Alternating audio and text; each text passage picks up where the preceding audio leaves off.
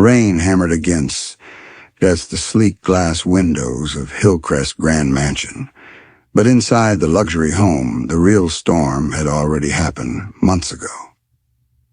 Chief Adrian Cole Nwoko stood in his daughter's bedroom doorway, watching her tiny body curled in her wheelchair, his heart twisted painfully. Once upon a time, Bella Cole Nwoko ran through these halls with butterflies pinned in her hair, laughter ringing like music. Her mother, Madame Evelyn, would chase after her, warning her not to stain her glittering dresses with garden mud.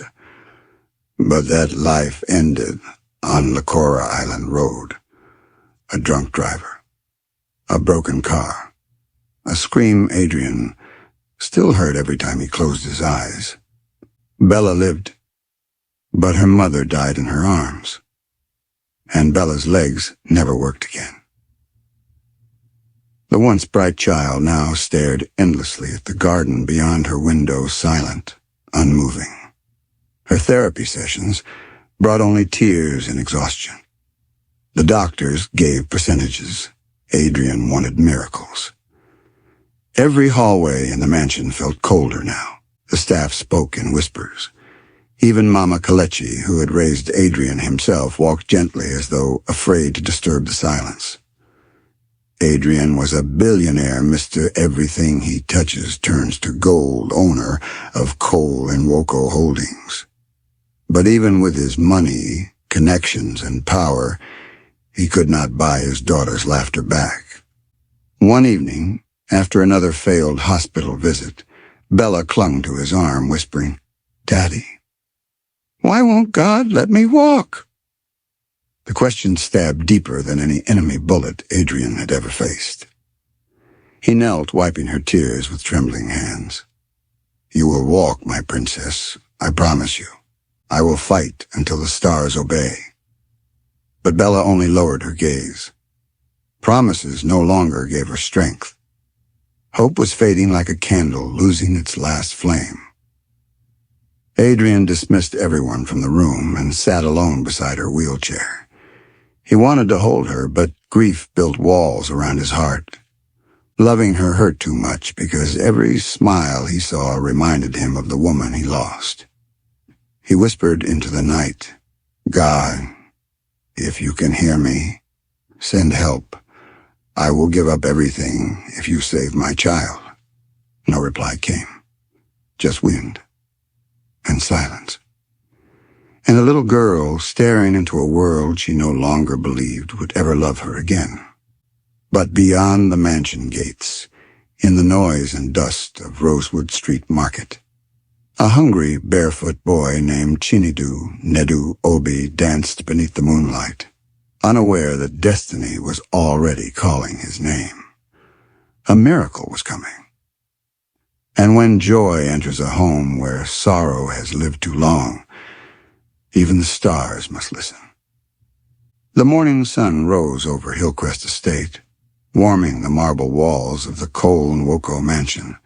Yet inside, the air remained cold with silence. Bella sat in her wheelchair near the garden window, chin resting on her small palm. Her eyes drifted to the bright flowers outside, beautiful but far away, like a life she once knew. Meanwhile, across town in Rosewood Street Market, Nedu Obi wiped dust from his feet and shook off sleep. He had spent the night under a broken kiosk, shivering against the cold. His stomach rumbled, but he forced a grin. Hunger may have owned his belly, but joy controlled his spirit. He stepped into the busy street, dodging Okadas and hawkers, spinning and leaping as if on an invisible stage. Some passers-by tossed coins, others shouted at him to move, but every little clap or smile kept him alive. Dancing was Nedu's language.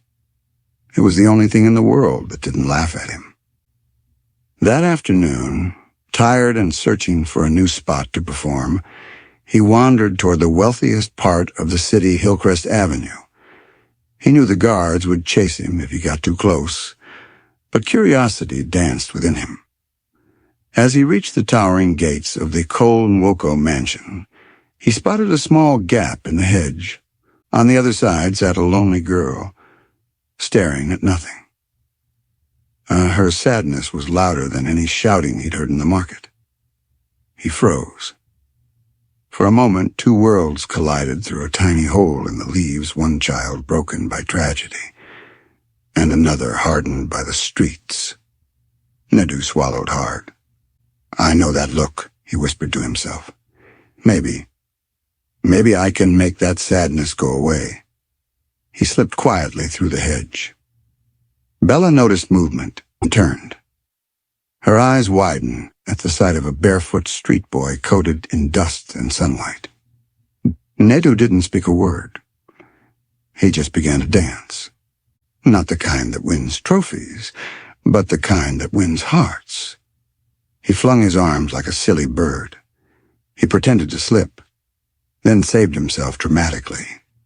He spun like a top, eyes crossed, lips puffed. Bella blinked, once, twice. Then a tiny giggle burst free. Nedu's heart soared, a laugh, a real laugh. He danced harder, rolling, hopping, stumbling with exaggerated madness. Bella clapped her hands together, a bright sound not heard in that garden for many months. Above, standing hidden behind a marble pillar, Chief Adrian watched, stunned. No therapist had done this. No doctor. No flight abroad. Just a ragged child with nothing but joy. Anger and shock wrestled within him. How did this boy get in? Was he dangerous? But then he saw Bella's shoulders move her back straighter, her face alive. She was laughing, laughing. And in that moment, Adrian felt his heart break and rebuild itself at the same time. Hope, a stranger he had nearly forgotten, had returned to his home, wearing torn shorts and a barefoot grin. The next day, the mansion returned to its familiar quiet. Bella sat in her usual spot by the window, only this time her eyes were bright, expectant, searching. Her tiny hands rested on the wheels of her chair, ready. Waiting. Hours passed. The sun climbed high, no sign of the barefoot boy. Bella's heartbeat slowed with worry. Maybe yesterday was a dream. Maybe angels only visit once. But just as disappointment began to settle, leaves rustled near the hedge. Nedu squeezed through, again hair messy, clothes even more torn than before, but eyes sparkling like mischief itself. Bella's face lit up instantly. "You came back." Her voice was soft but stronger than yesterday. Nedu grinned wide. "Of course. Who else will make you laugh, princess?" Before he could begin his comedic routine, footsteps thundered across the marble terrace. Chief Adrian? Tall, commanding, eyes sharp as glass. Nedu froze. He knew that look, the look adults gave boys like him before they shouted, chased, or kicked him away. His feet backed up instinctively, prepared to run. Adrian's voice cut the air. "How did you get in here?" Nedu swallowed hard. For the first time, his confidence cracked.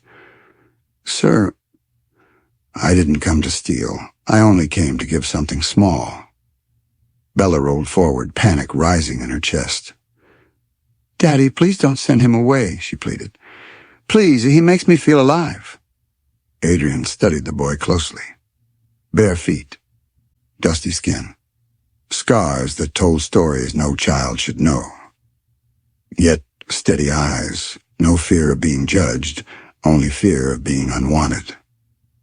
"What's your name?" Adrian asked. "Chinedu Obi. But people call me Nedu," he whispered. "Why did you come here?" He pointed at Bella. She looked sad. I know sadness. When I dance, I forget it. Maybe if she laughs, she can forget it too. The garden fell silent. Adrian was not a man easily moved, but those words pierced his armor.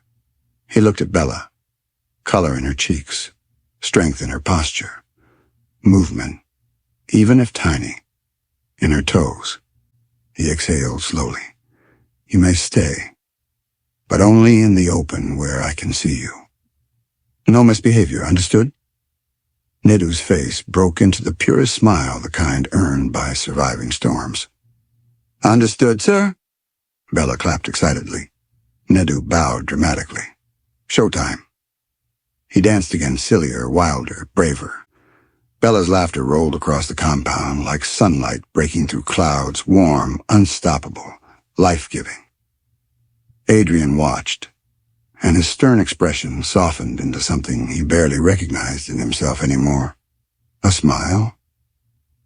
For the first time since tragedy struck, the mansion did not feel like a tomb of memories. It felt like a home meeting hope again. Days turned into a beautiful pattern. Every afternoon, at exactly 4 o'clock, the mansion gates opened not for a business partner or a celebrity guest, but for a barefoot street dancer with a heart brighter than diamonds. Nedu now arrived with new ideas each day. A silly robot dance, pretending to be a talking chicken, acting like a Danfo driver, shouting at imaginary passengers, rolling dramatically on the grass after fake accidents. Bella laughed until she forgot that her legs could not move. At first, the changes were tiny, barely noticeable.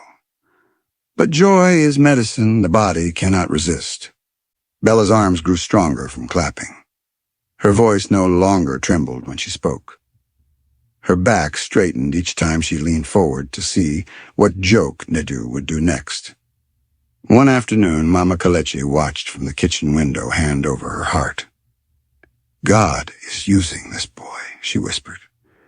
Inside his study, Chief Adrian Cole Nwoko reviewed a medical report. The doctor had written something surprising.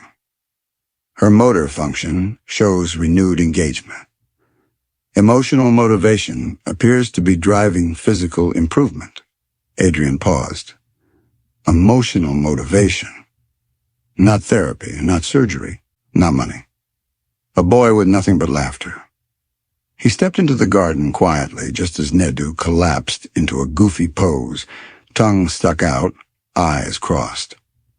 Bella burst out laughing, head thrown back in pure joy. It was the loudest sound the mansion had heard in over 8 months. Adrian's chest tightened. He wasn't angry. He wasn't confused. He was something he had forgotten how to be, grateful. As Nedu finished his routine, Bella clapped hard too hard and slipped sideways in her wheelchair. Adrian rushed forward but stopped, because Bella didn't cry. She didn't panic. She didn't freeze.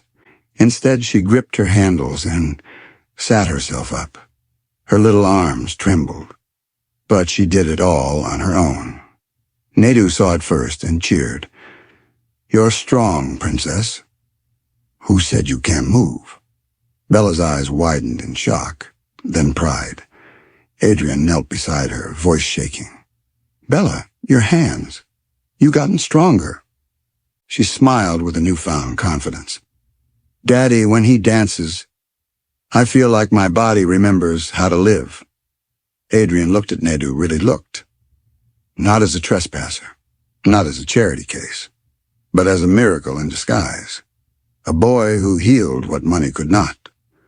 The sun dipped behind the mansion, painting the garden in warm gold.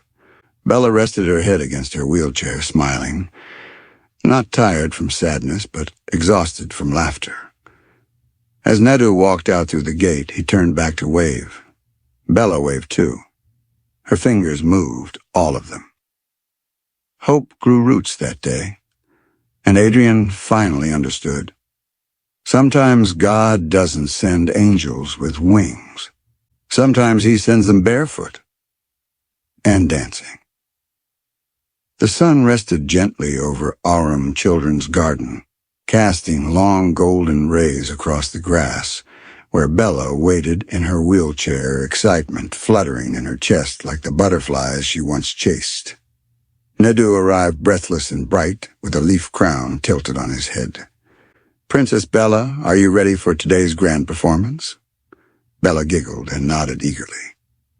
Today felt different, lighter, full of possibilities. Nedu began a slow-motion dance, dramatic, exaggerated, every movement carefully controlled to build suspense. He pretended the air was made of thick jelly, pushing through it with a comical struggle. Bella clapped louder now. Her voice echoed across the garden in bursts of joy. Adrian watched from the terrace, pretending to be busy on a phone call. But his eyes never left his daughter. Then something unexpected happened. Bella lifted her hands to mimic one of Nedu's slow arm movements. Her fingers curled. Her elbows rose. Her back pushed forward. She leaned so far up that her body trembled. Nedu stopped dancing, stunned. Bella's face tightened with determination and fear. "Daddy, Nedu." "Look," she whispered through clenched teeth. Her arms pressed down. Her shoulders lifted. Then her hips rose. Her entire body lifted it from the wheelchair seat just a few inches, but it was stronger than any doctor's certificate. Time froze. Nedu gasped aloud. Adrian rushed toward them, but not to stop her, to witness her. 1. Nedu counted, eyes wide with pride. 2. Adrian whispered, barely breathing. 3. Bella shouted triumphantly. She held herself there, fighting gravity before sinking back gently into the chair. Silence. Not the silence of grief, but the silence that comes when a prayer is heard. Then Nedu leapt into the air. "You did it! Bella, you did it!" Bella burst into tears, but they were tears of victory. She looked at her hands shaking in her lap as if she couldn't believe they belonged to her. Adrian knelt, his strong voice cracking. "My princess, you are courageous. I am so proud of you." Bella grabbed both their hands, one tiny hand for her father, one for her new friend. "When he dances, I feel like I can move," she whispered. Adrian stared at Nedu no longer with caution but with awe. He looked up at the sky, exhaling the gratitude he didn't have words for. Because today, hope was not imagined. Hope was not wished for. Hope happened. Bella moved. And with that single, trembling miracle, the stars that had faded from her life began to shine again.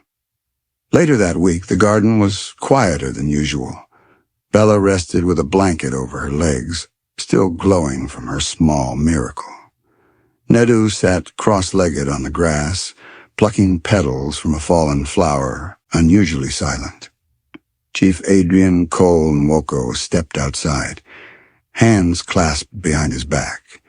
He had watched this boy perform, laugh, give joy, but today he felt compelled to know him. He approached slowly. "Nedu," he asked gently, "tell me about yourself." Nedu stiffened. It was the question he feared the most. When people asked before, it was only to judge him, to remind him he did not belong. But Adrian's tone was different. It wasn't interrogation. It was respect. Nedu lowered his gaze, a voice barely above a whisper. "I don't remember where I was born. My mother sold oranges near the bus park. She got sick. Very sick. One morning, she just didn't wake up." Bella listened, tears pooling at the corners of her eyes. "What about your father?" Adrian asked softly. Nedu shook his head. "He left before I could speak. Some boys took me in. We sleep under the bridge near Marina District. When hunger hurts too much, I dance. If they laugh or clap, I feel alive again." He smiled faintly, trying to hide his pain. A smile built from survival. Adrian's throat tightened. This tiny boy carried a mountain on his shoulders, yet still found a way to bring sunlight into others' lives. "Why did you come into my garden that first day?" Adrian continued. Nedu pointed to Bella. "She looked like me, the way I feel inside. And I thought, maybe if she laughs, she'll forget. Just for a moment." Bella covered her heart with her small hand. Adrian stared at Nedu with a new revelation. This child wasn't a trespasser. He was a healer. Nedu suddenly stood and brushed off his shorts. "Sir, I can go now if you want. I didn't come to take anything. I only came to give—" Adrian interrupted, a voice firm, voice changed. "You are not leaving." Nedu froze. Adrian crouched to meet his eyes. "You have given my daughter something money could not buy.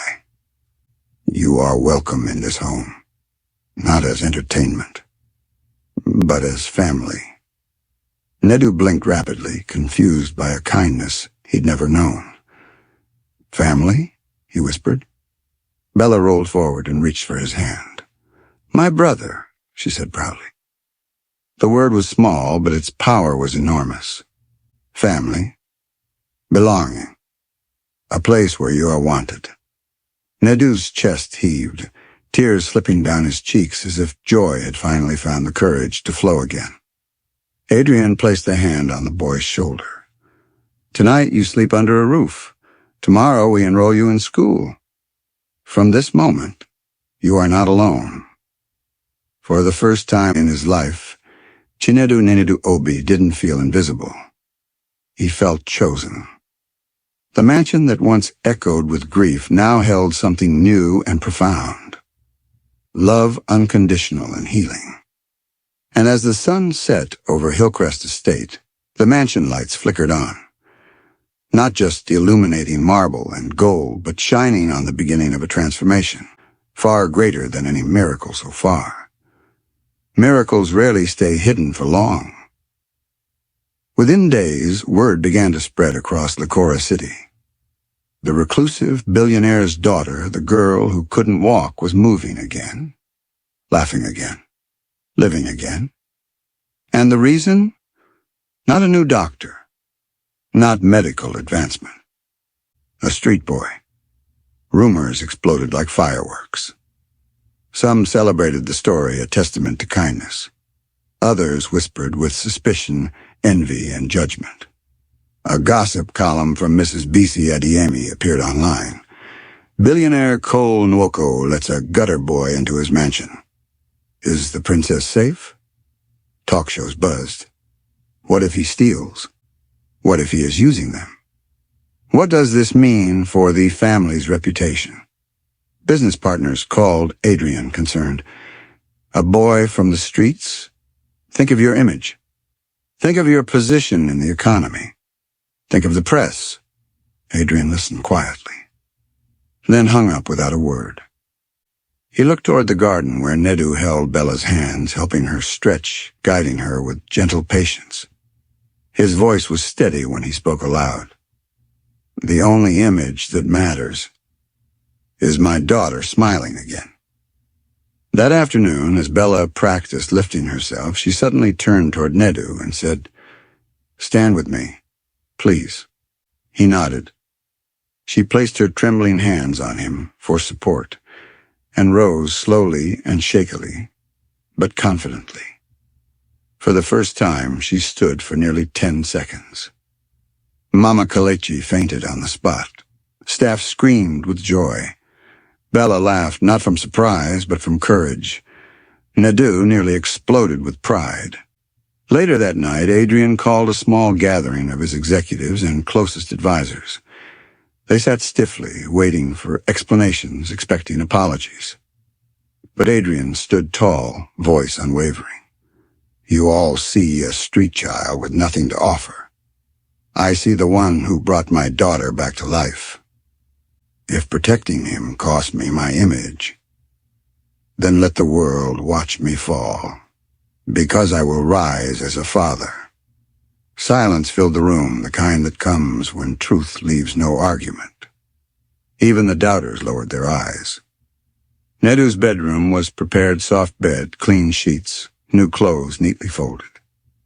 He stood in the doorway, staring as if afraid it wasn't real. Adrian placed a gentle hand on his shoulder. "This is your home now." Nedu whispered, eyes shining. I've never had a home." Bella rolled up beside him, beaming. Well, now you do, and you have a sister too. For the first time since tragedy struck, laughter echoed in the mansion, not as a guest, but as a permanent resident. The world could talk. The critics could shout.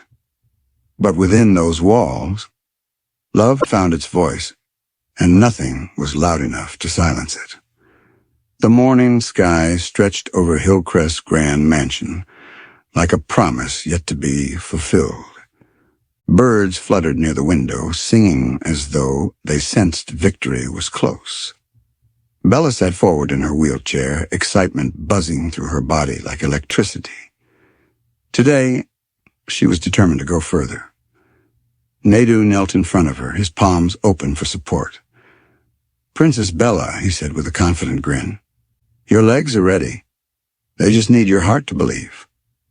Her eyes glowed with a mixture of fear and hope. Chief Adrian stood a distance away, afraid to breathe, afraid to interrupt destiny. Mama Kalechi clutched her Bible, already speaking in tongues under her breath. Bella pressed down on the arms of her wheelchair, her body trembling, her breath sharp and quick. And then she stood, both feet firmly on the earth. Her knees shook like young trees in the wind. But she stood tall, taller than fear. Gasps erupted. A housemaid dropped a tray. Mama Kalechi screamed, "Jesus lives! Let her step and another!" Nedu guided her gently, not pulling her, just leading with courage. "One step for today," he whispered.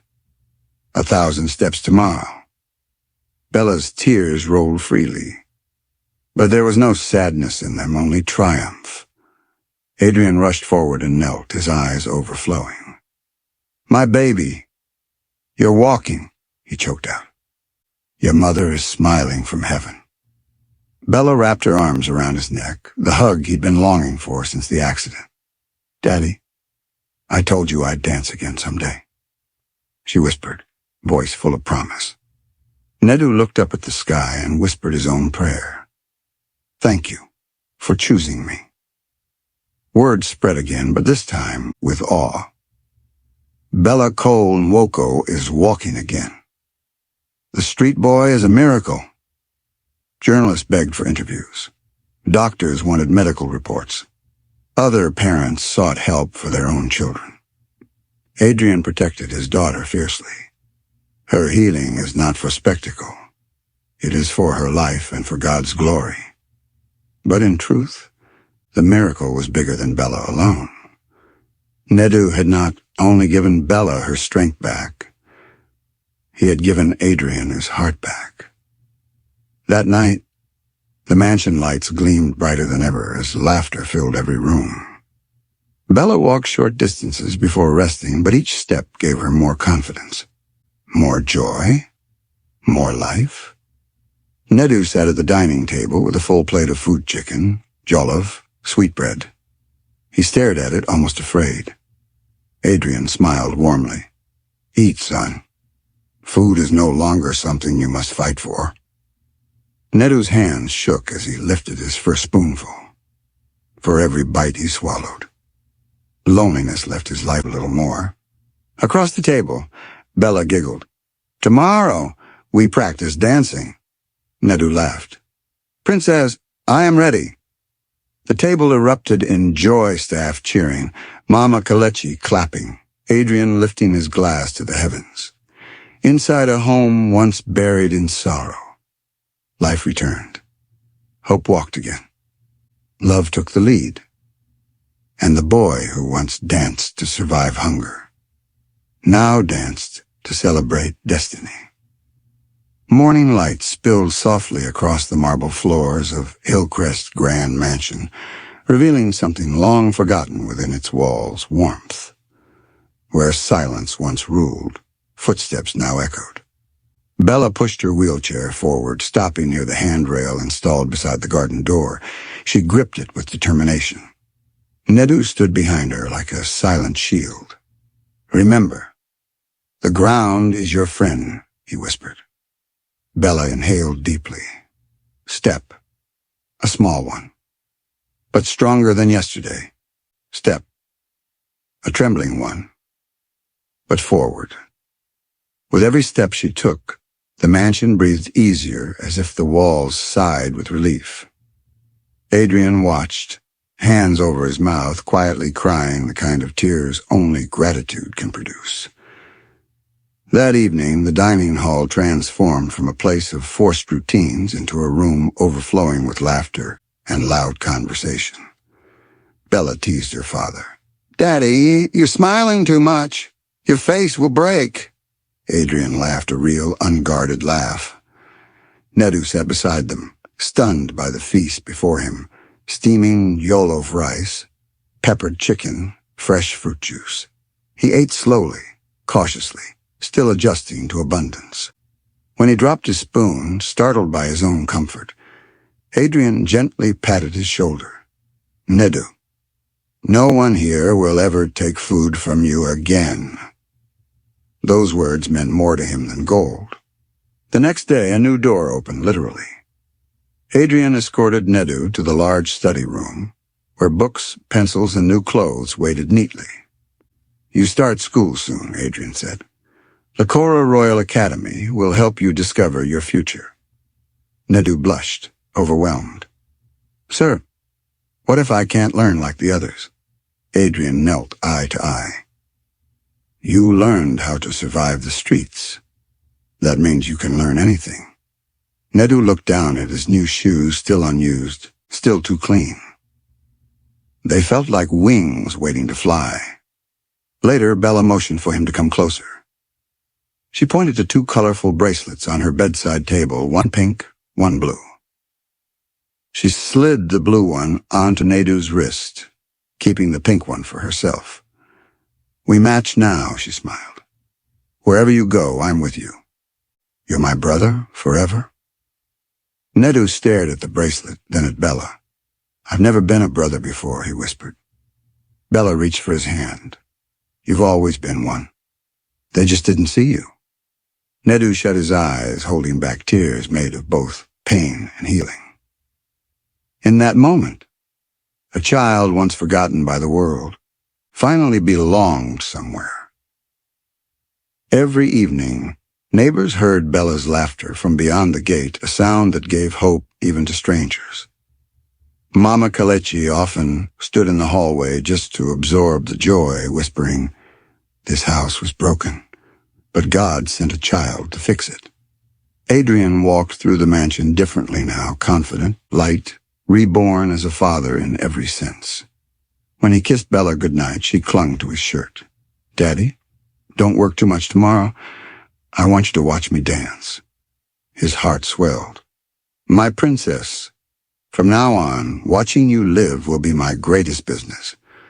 Lights dimmed, but hope glowed brighter than ever. Within these walls, joy was not a visitor anymore. It had become family. Miracles are beautiful, but they also attract questions. With Bella's recovery making headlines, the world outside Hillcrest's grand mansion demanded answers. Camera crews gathered at the estate gate. Journalists shouted at passing vehicles. Influencers debated online. Is this a publicity stunt? Can street children even be trusted? Why adopt a boy with no identity? Rumors grew like weeds. Chief Adrian Cole Nwoko was suddenly under fire, not for business scandals, but for kindness. Some shareholders warned him, "This boy may ruin your reputation." Adrian replied calmly, "If compassion ruins my name, then I never deserved to have one." He shut the door in the man's face. One evening, while supervising Bella's therapy in the garden, Nedu overheard two estate guards whispering, "That boy doesn't belong here. He'll steal something one day. Watch." Their words pierced him more painfully than hunger ever did. He stepped back quietly, clutching his new shirt, suddenly feeling dirty again, unworthy. Bella rolled toward him instantly, sensing his shift. "What's wrong?" He forced a smile. "Nothing." But his eyes said everything. Later that night, a trending blog headline appeared. Nedu OB Street Rat, or Strategic Scammer. The article accused him of manipulating a billionaire for shelter and luxury. When Nedu saw it, his heart dropped into darkness. Fear crept in the fear that happiness could be snatched away. He wondered, maybe they're right. Maybe I don't belong here. That night, Adrian called a press briefing, unplanned, unfiltered. Reporters crowded around, cameras flashing. Adrian stood firm, voice powerful and unshaken. Lacora knows me as a man of wealth, but today I am a father first before anything else. A boy who had nothing gave my daughter life again, and I will protect him with mine. The crowd quieted. He pointed toward the mansion. If you attack him, you attack us all. This is my family, and families stand together. For a moment, the whole city paused. Critics found themselves silenced by truth spoken boldly. When Adrian returned inside, he found Nedu sitting alone on the stairs, knees to his chest. Adrian sat beside him. You heard what they said about me, Nedu whispered. Maybe they're right. Maybe I'm just trouble. Adrian took the boy's hand, firm, reassuring. Listen to me, Nedu. You are not trouble. You are the solution God sent. Nedu's lips trembled. But what if I disappoint you? Adrian's voice broke from love. Son, you could never disappoint me. The day you walked into this home is the day we all started walking again. Nedu burst into silent tears, tears of someone finally chosen, finally defended, finally loved. Bella rolled over and hugged him tightly. Brothers don't leave, she said, and families don't listen to enemies. The boy wiped his eyes and smiled again. The kind of smile that lights up an entire house. That night, Adrian realized, wealth protects your walls. Love protects your heart. And for the first time, the Cole Nwoko family had both. The sky over Hillcrest Grand Mansion blazed with morning gold, as if even heaven leaned closer to witness what was about to unfold. Bella sat at the edge of her wheelchair, fingers wrapped tightly around Nedu's hands. She wasn't afraid anymore. Today, she wanted to show the world what joy had rebuilt. Chief Adrian stood behind them, camera crews and reporters, allowed only at a respectful distance.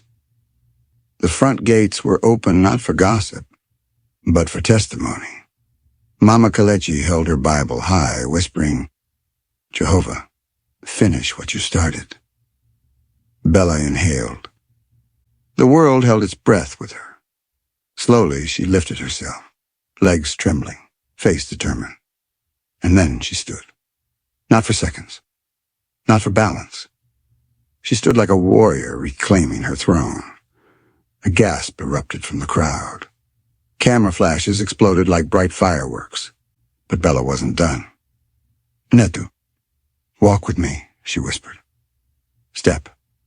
A small step, but her foot obeyed. Step. Nedu laughed through tears, the proudest sound that ever filled the estate. Step-a-ton. Voices rose in cheers and disbelief. Bella, once bound to a chair, walked forward, supported by laughter, faith, and the love of a boy who once danced only to forget hunger. She walked straight into her father's arms. Adrian caught her, lifted her high, and cried into her hair, sobs of freedom, not fear. You walked, my angel, he whispered. You walked. Bella looked up at him and giggled. Daddy, now it's your turn to dance. The crowd erupted into laughter. Even the reporters dropped their professionalism, clapping with joy. News spread like wildfire. Bella Cole Nwoko walks again. Home of Hope Street boy credited for miracle recovery, hospitals called. Parents begged for help. Children everywhere tried to dance like Nedu. For the first time, Lakora City united. Not in gossip, not in envy, but in hope. Because everyone had seen the truth. When love leads, miracles follow. That night, the mansion became a festival ground. Music played. Lights glowed. The staff danced freely, no rules, no fear.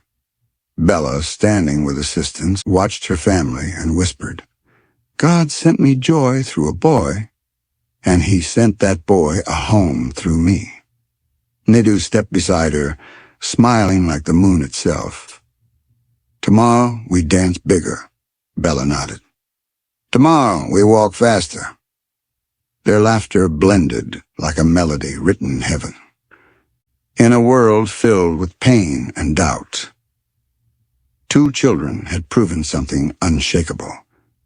Miracles don't always come from the sky. Sometimes they arrive barefoot. They arrive giggling. They arrive dancing. And when they enter a broken home, every heart learns to rise again.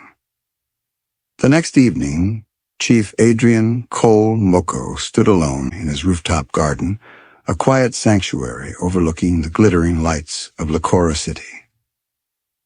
Below him, the city buzzed with headlines about Bella's miracle, about the homeless dancer who changed everything, about the billionaire who found his heart again. But Adrian wasn't thinking about newspapers. He was thinking about his children. Bella's laughter drifted from the garden beneath a sound that once felt like a memory but was now a daily blessing. And beside her, the steady voice of Nedu, encouraging, playful, full of life.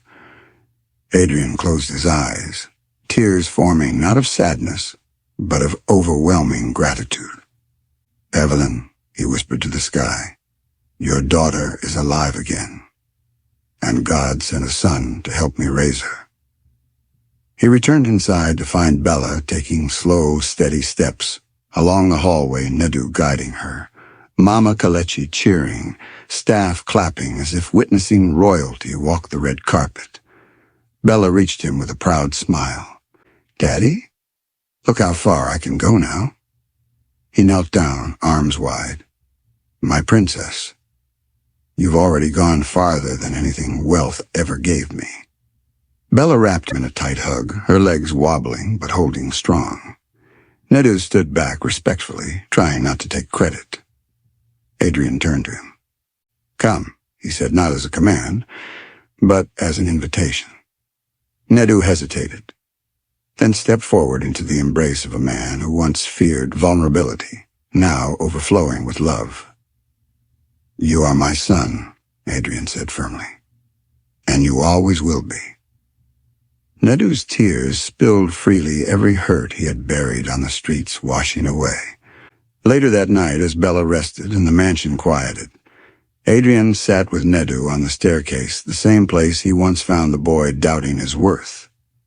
He placed a hand over Nedu's heart. "This is what healed Bella. This is the wealth I didn't know I needed." Nedu sniffled. "Do you really think I can become something great one day?" Adrian smiled, deep, confident, certain. "You already are." Lakora City watched and changed. People who once judged began to donate to children's shelters. Schools opened scholarships for the street children they ignored. Families prayed with new faith in their homes, because they had seen what love could do. Two destinies intertwined. Before bedtime, Bella asked Nedu, "When I grow up, I want to help children walk too." Nedu grinned, "And I will dance for every single one of them." They locked their pinky fingers, sealing a future anchored in hope. Mama Kalechi watched, whispering, "God doesn't make mistakes. He makes miracles." As the night embraced the mansion, Adrian thought about everything he once believed defined him. Money, power, and status. All meaningless. Because true wealth was in front of him now. A healed daughter, a saved son, a home where joy lived permanently. He looked toward heaven and whispered, I once had everything, yet I was empty. Now I have these children, and I am richer than any king.